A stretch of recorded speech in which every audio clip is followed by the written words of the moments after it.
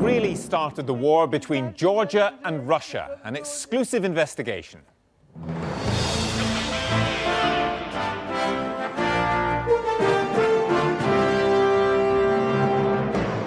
Tonight, first-hand accounts of Georgian aggression against its own civilians in the conflict that brought Europe to the edge of a new Cold War. Tim Hewell is the first Western journalist to be given unrestricted access to South Ossetia, the flashpoint for this summer's war. He's been told of civilians being targeted and human rights abuses. They wanted to burn us alive in this building. We put the allegations to the Georgian president. We strongly deny any of this, any accusation of war crimes. But of course, we are very open for any kind of comments. We are very open for any kind of investigation.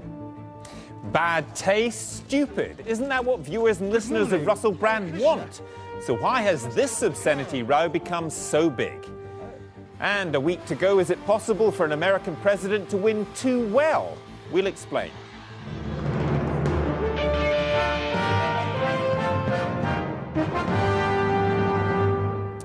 Good evening. We have a disturbing report from the flashpoint of this summer's war between Georgia and Russia, which led to talk of the revival of the Cold War. Georgia, which seeks NATO membership and boasts about its democracy, claimed that Russia planned and launched an attack. Moscow disputes this. Whatever the exact series of events, Newsnight's Tim Hewell is the first Western journalist to secure unfettered access to South Ossetia. He heard eyewitness accounts that Georgian troops engaged in human rights abuses, including shelling a sleeping city and deliberately bombarding undefended apartment blocks. We'll hear the Georgian side in a moment from the president himself. First, here's Tim's exclusive report from South Ossetia and its main town, Skinvali, in a region which some fear could start off World War III. Just before midnight, one Thursday in early August, a barrage of rockets and shells was unleashed on a small town in the Caucasus Mountains of Georgia.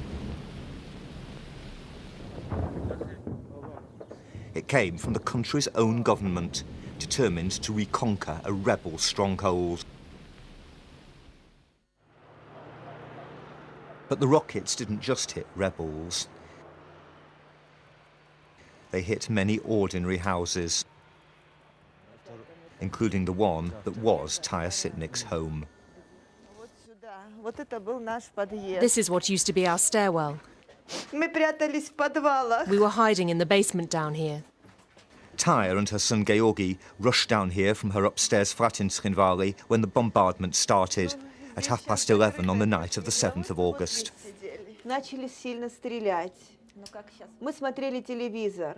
We were watching TV. The firing started not from machine guns, but from heavy artillery. We sat here and thought it would finish, but it got ever stronger. There were loud shell explosions. You couldn't get out onto the street or upstairs. We thought that in the morning it would quieten down, but the firing didn't stop. On the morning of the second day, a fragment of a tank shell hit her son in the neck. He bled to death in her arms. This is where my son's blood was. The neighbours have cleared it up now. They wanted to burn us alive in this building.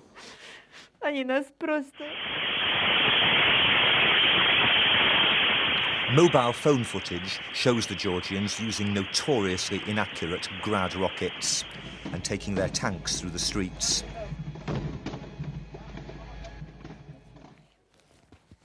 This is what the tanks did to Taya's building. 2 of them, she says, fired into every floor from just yards away. Her flat, less damaged than many, is now a memorial to her only son. Georgi was just 21.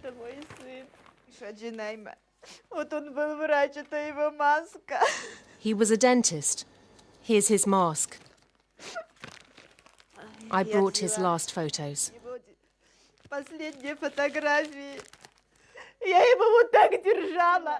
I held him in my arms. I closed my son's eyes. How can that be, for a mother to close her own dead son's eyes?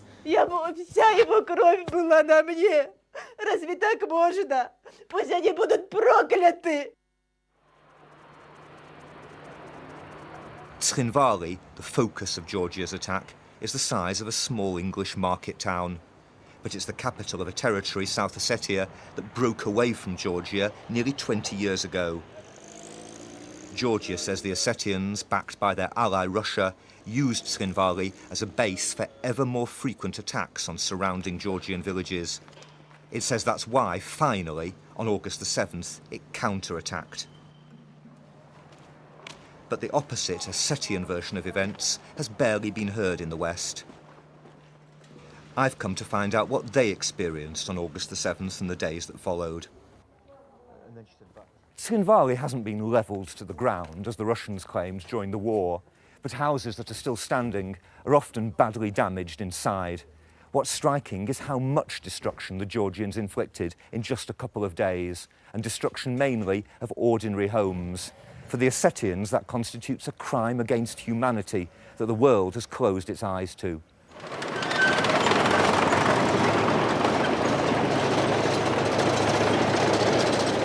The world concentrated instead on what happened next, the invasion of South Ossetia and other parts of Georgia by the Ossetians' mighty allies, the Russians. The West was outraged. There was a tit for tat. I think the Georgian action was reckless. I think the Russian response was disproportionate and wrong. And that is the series of events that have landed us where we are. The rights and the wrongs, both, of each side's actions need to be investigated, but they mustn't occlude the fact that a neighbour with 800,000 people in uniform then invaded a sovereign country that's recognised as part of the United Nations. In Gori, a Georgian town outside South Ossetia, the Russians occupied what was a brand new military base, newly equipped to NATO standards.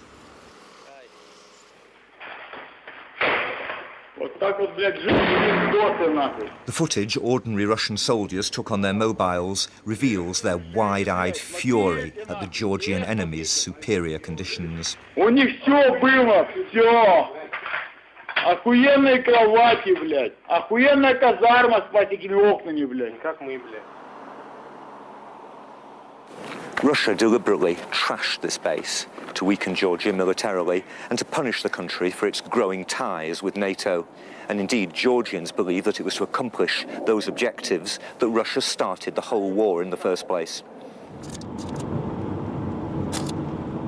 So who was to blame for the outbreak of war? In the Georgian capital, Tbilisi, they say they can prove it was the Russians. And Huel, names Sturdy and Huel. Sturdy and Huel. They're taking me to their top-secret monitoring centre, where evidence collected by this operative is at the heart of the debate. It's the tape of a phone call between two Ossetian border guards, apparently confirming that Russia began the war. One guard reports that a Russian armoured column has passed through the tunnel from Russia onto Georgian sovereign territory. What's crucial is the timing. The Georgians say the call was made at 3:25 a.m., some 20 hours before their attack. In the Georgian Interior Ministry, a senior official played me the recording.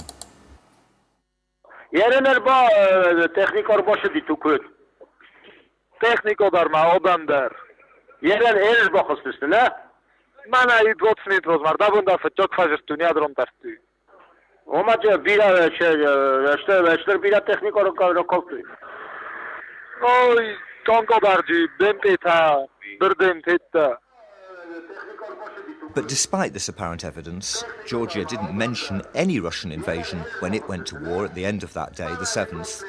It didn't mention any proof until weeks later, because, it says now, it mislaid the tape. So even though this tape was so important as evidence of Russia's actions, you actually lost it for a month? Well, we never lost it actually, because it was in the files. But we had about 6,000 intercepts of the same kind. But this was a crucial one. This was crucial. So even one so important to your case, you didn't keep it separately? No, and that was a mistake. Russia's foreign minister, Sergei Lavrov, isn't convinced. This tape is nonsense and it is a lie. Look, NATO with all, and the United States, with all the satellites monitoring this area very, very closely, how can they not know the truth? They know it, and we know that they know it.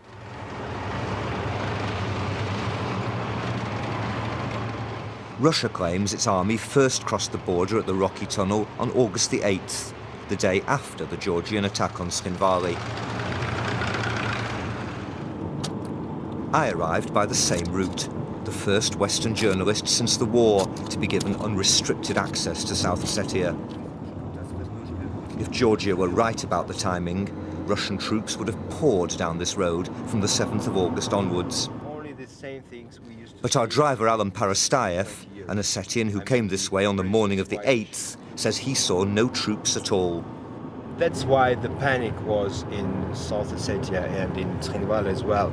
And even some of the authorities said that the Russians betrayed us and they don't want to help us anymore.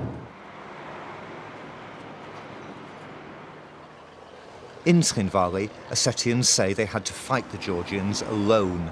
That makes them all the prouder of the spoils of war. The top of this Georgian tank was blown off, not by Russians, but by local Ossetian volunteers. The Russians don't seem to have been in the town for most of the time that it was occupied by Georgians. Indeed, according to everyone we've spoken to here, the main body of Russian forces didn't arrive for more than 2 days after the initial Georgian attack. Far from having carefully planned their invasion, as Georgia has suggested, it seems the Russians had to scramble to get organised. Their intelligence was so poor that when they finally approached Tskhinvali on the 9th of August, their advance column drove straight into a Georgian ambush, a defeat witnessed by a Russian reporter who was himself wounded. A Georgian ran up. I was dressed in black jeans, an ordinary green jumper with a hood. And I said to him, "We're journalists." He shouted back, "We're killers," and fired a grenade.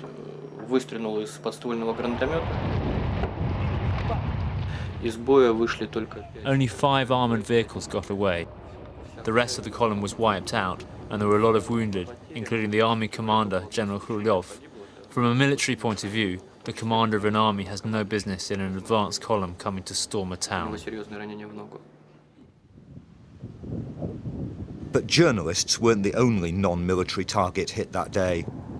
It's alleged that the Georgians continued firing, intentionally or not, on ordinary civilians.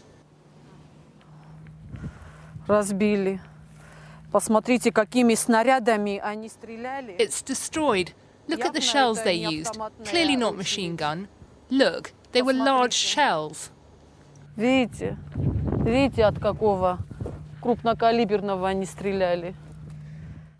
This was Marina Kochyeva's car. She alleges it was hit repeatedly by Georgian tank fire as she tried to flee Tskhinvali on the night of August the 9th. They crashed into a ditch, but the firing didn't stop. My fellow passenger covered me with his body and he was hit. If he hadn't been hit, the bullet would have been for me. You were driving fast and it was night time. Maybe they simply thought that you were fighters. Знаете, как я хочу сказать, боевики идут туда, Fighters go towards the fighting, and we were escaping. They knew that this road is a bypass and leads to the north.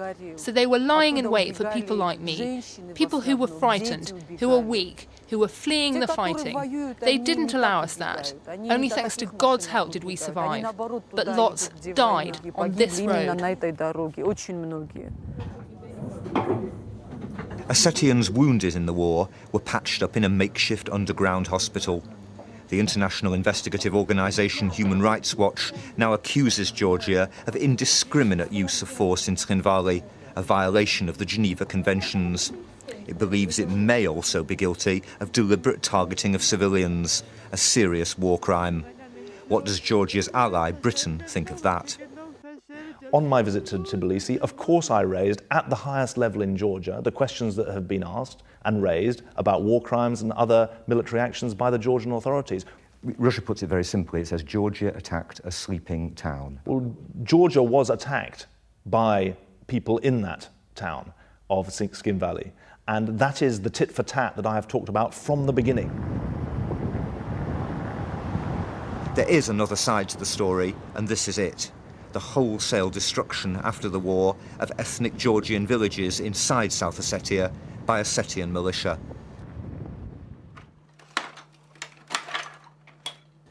Ossetians say the villages were used by the Georgian military, but this was plainly a family home. Its former occupants are now among the 16,000 Georgian refugees from South Ossetia sheltering on the other side of the dividing line.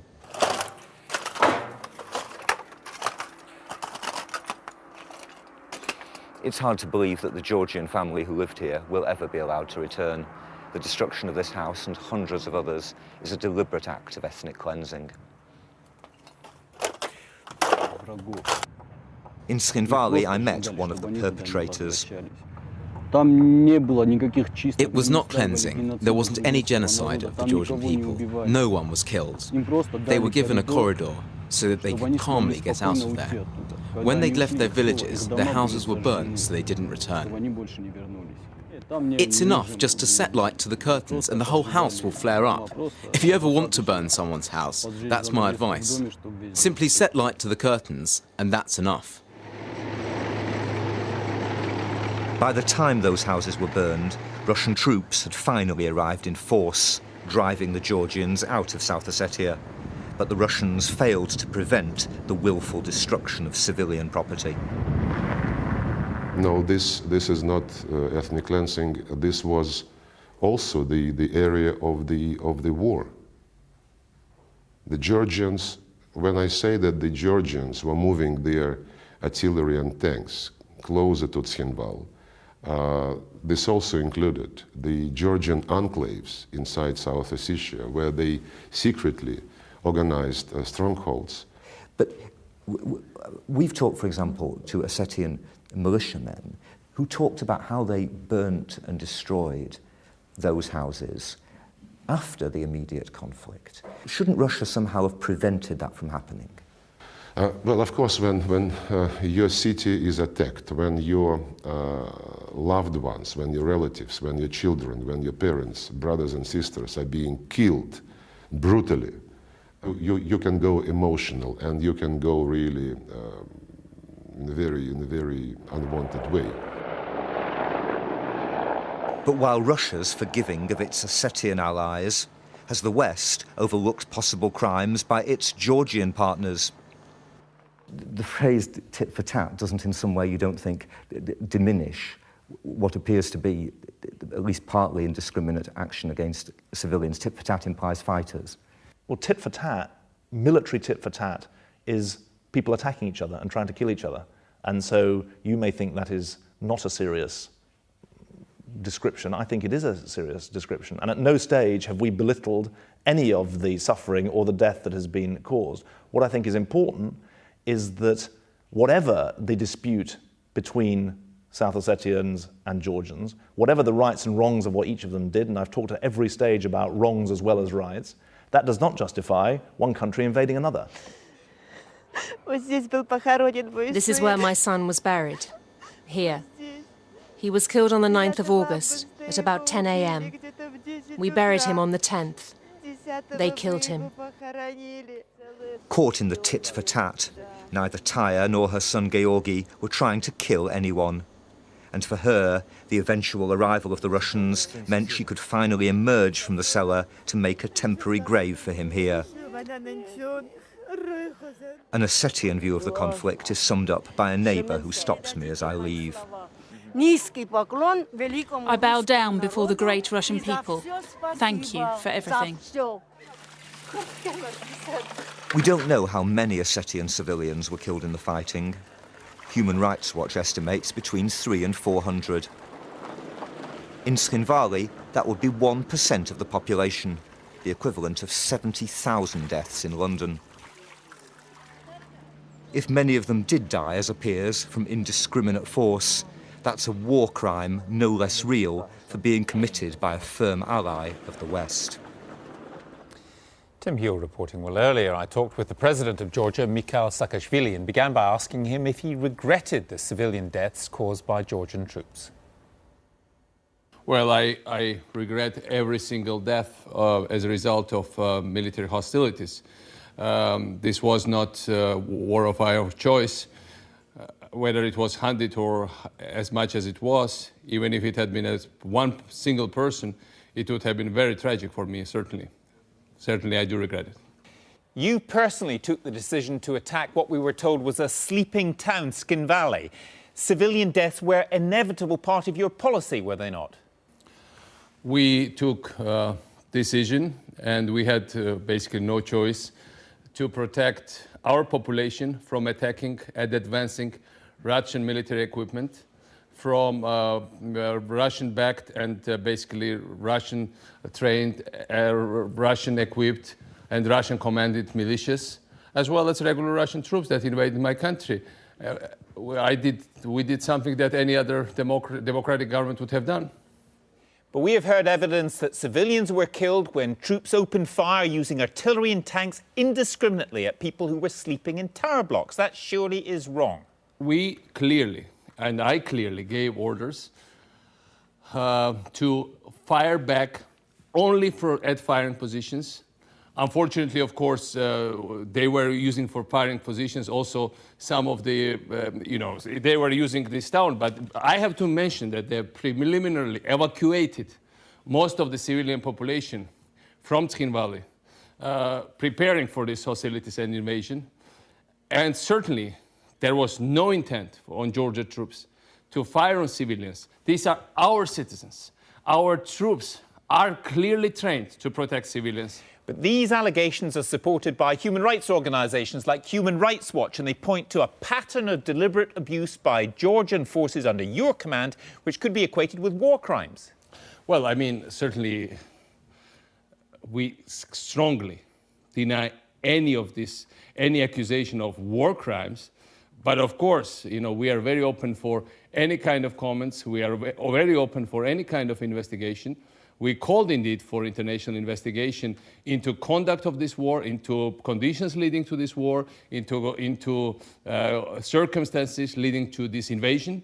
And certainly, when you are talking about indiscriminate use of fire, we have clear-cut evidence that town of Skin Valley was shelled from dozens and maybe hundreds, but dozens we can prove there for this moment, with video footage as well as documentary evidence from Russian army and from Russian journalists indeed, by Russian troops for several days.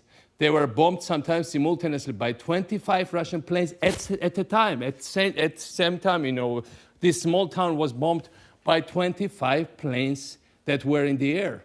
And certainly it was badly damaged.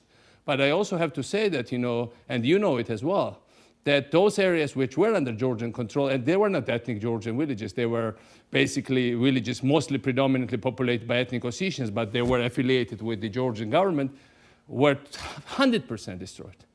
So, there were certainly war crimes committed, certainly not by us, but certainly we want, and we demand the investigation of that war crimes. We demand that people who are responsible for those war crimes are brought to international justice, and we demand that all the circumstances are clarified so that we can defeat the incredible Orwellian machine of disinformation that was put into action from the very first second of these military hostilities, of this invasion, as well as for the months and the years before leading to this invasion.